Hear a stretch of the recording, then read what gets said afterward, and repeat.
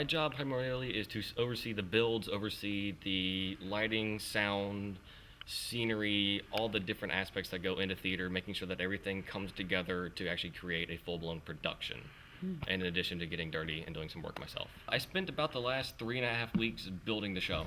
I got in the script from Mickey, and from that I got the drawings from Brad, made sure that everything lined up, that we had everything that we would need, started doing the working drawings and the drawings that I take into the shop with me to actually build the units, and then started doing the construction, actually putting the show together in the physical shape that you see on stage. Right behind us right here is the set for Dracula and everything that we have done to put into it.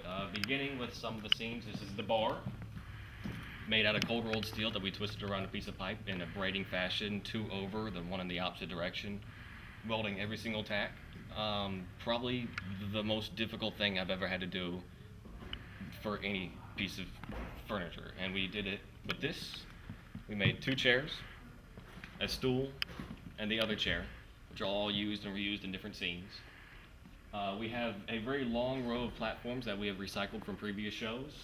New platforms, ramps, and kids, if you ever think that you don't need to do algebra and geometry in school, change your mind right now. This is all sitting down at a computer with a calculator and a book and figuring out all these numbers. Slides that they actually slide up and down, covered with flashing. They don't flex at all. The ramp, which was probably one of the bigger units that we had to build, and with the ramp comes the coffin, the epic coffin of the centerpiece of the show. This coffin rises up and also lays right back down into the ramp itself. The coffin door opens. It's controlled by a very, very high-tech piece of machinery. A little string. Moving around, another slide. Renfield's cage in the cell. That's a very, very nice change.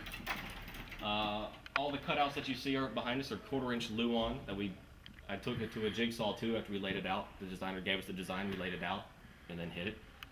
Another small platform on the downstage left area, which allows for another playing position. Also, lights come up from underneath it, kind of gives us another little area. And then lots of webbing that goes across the top of the stage, which kind of gives us the picture frame. With this webbing, it is a very sheer material, very fine.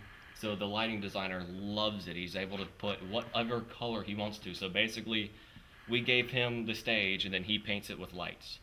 And also, one of the key ingredients is the one downstage, which the director has genuinely and graciously given us lots of projections that we can throw up on it. It gives us the Dracula's face kind of appearing and tells us where we are, and kind of helps to guide the audience through the run of the show. This is everything that you see in front of us is from my very own hands, sweat, blood, and tears.